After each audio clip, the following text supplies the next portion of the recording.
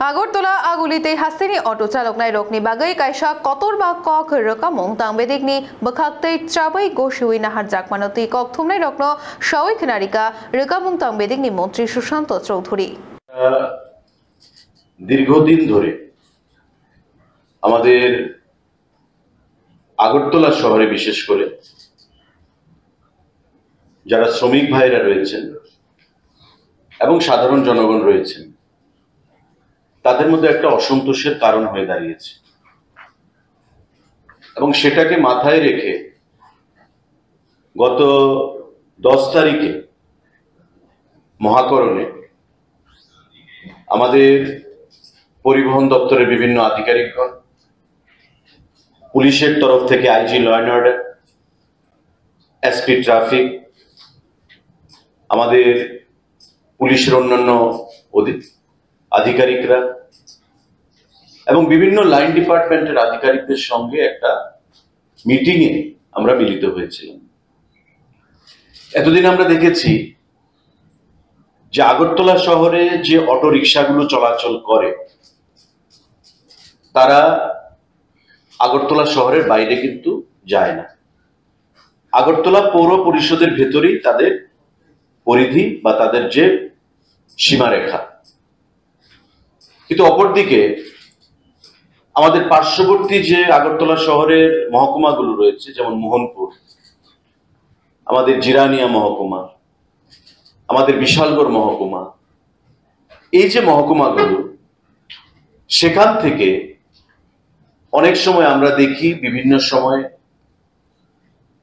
Auto driver যারা রয়েছেন তারা বিভিন্ন জনগণকে নিয়ে, মানুষকে নিয়ে, প্যাসেঞ্জারকে নিয়ে আগরতলা শহরে প্রায় সময় তারা উপস্থিত হন। অনেক সময় এয়ারপোর্টের প্যাসেঞ্জারকে নিয়ে, কখনো হাসপাতালের কোনো রোগীকে নিয়ে, বা কখনো ডাক্তার দেখাতে এসছে কোনো জনসাধারণকে নিয়ে। এবং আগরতলা শহরে যখন তারা প্রবেশ করে, ধরুন মোহনপুর বা জিরানিয়া বা বিশালগড়ের কোনো গাড়ি, অটো, তখন পুলিশের তরফ থেকে তাদেরকে জিজ্ঞাসাবাদ করা হয়। যেহেতু তাদের রুট পারমিট আগরতলা শহরের জন্য নয়, তাদের উপর পেনাল্টি ইম্পোজ করা হয়, বা অনাকাঙ্ক্ষিতভাবে, অবাঞ্ছিতভাবে অনেক সময় আমরা দেখেছি তারা শহরের যারা অটো ড্রাইভাররা রয়েছে তাদের সঙ্গে মনোমালিন্য তৈরি হয়, বা অনেক সময় সেটা হাতাহাতির পর্যায়েও চলে যায়।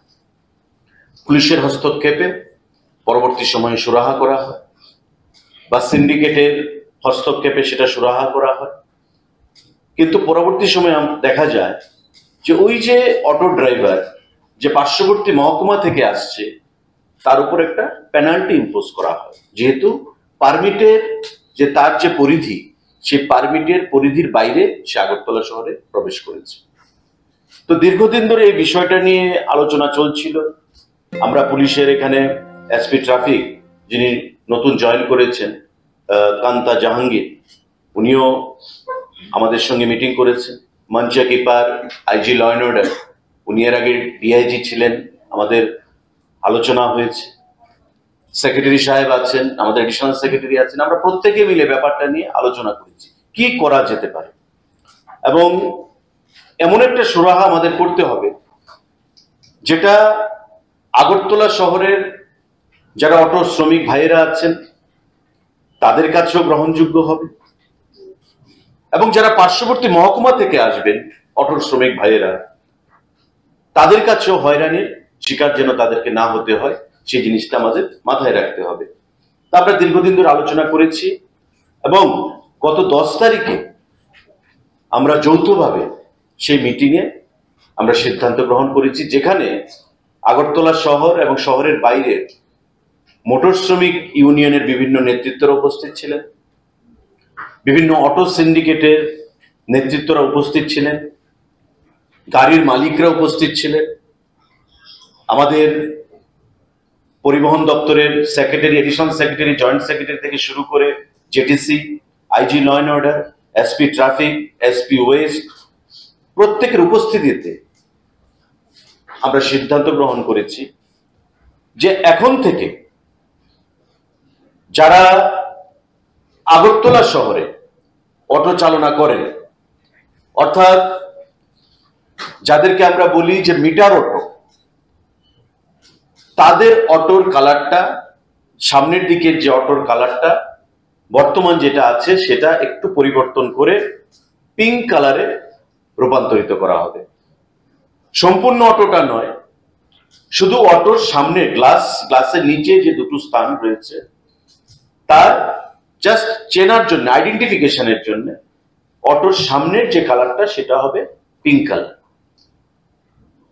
আর আগরতলা শহরের বাইরে যে অটো, ধরুন জিরানিয়া, মোহনপুর বা বিশালগড় থেকে যে অটোরা আসবে, তাদের অটোর কালার যেটা আছে স্ট্যাটাসকো, সেই স্ট্যাটাসকো অনুযায়ী থাকবে, সেই অটোর কালারের কোনো পরিবর্তন হবে। অর্থাৎ বহিরাগত যে অটোগুলো আসবে তারা যদি শহরে প্রবেশ করে, অটোমেটিক্যালি সেটা বোঝা যাবে সেই অটোটা বাইরে থেকে এসছে। আর যারা পিঙ্ক কালারের অটো থাকবে, সামনের দিকে যে কালারগুলো পিঙ্ক হবে, সেই কালারের অটো যখন আগরতলা শহরে আমরা দেখবো, আমরা বুঝে নেব বা পুলিশ থেকে বুঝে নেওয়া হবে যে এটা শহরেরই অটো। সুতরাং শহরের কোনো জায়গায় চলাফেরা করতে তার কোনো বাধা নিষেধ নেই। কিন্তু বাইরে থেকে যে অটোগুলো আসবে, অনেক সময় আমরা দেখি এয়ারপোর্টের একটা প্যাসেঞ্জার নিয়ে বাইরের অটোটা যখন এয়ারপোর্টে নামিয়ে দেয়, এবার এয়ারপোর্ট থেকে সে শহরে ঢুকে যায়। এয়ারপোর্ট থেকে যখন শহরে ঢুকে যায়, প্যাসেঞ্জার এক জায়গা থেকে আরেক জায়গায় যখন সে নিয়ে যায়, কোনো একটা জায়গায় গিয়ে সে কখনো ধরা পড়ে, হয় পুলিশের হাতে বা অন্যান্য সিন্ডিকেটের নেতৃত্বদের হাতে। তখনই কিন্তু নিজেদের মধ্যে একটা বোঝাপড়ার অভাব হয় এবং একটা অনাকাঙ্ক্ষিত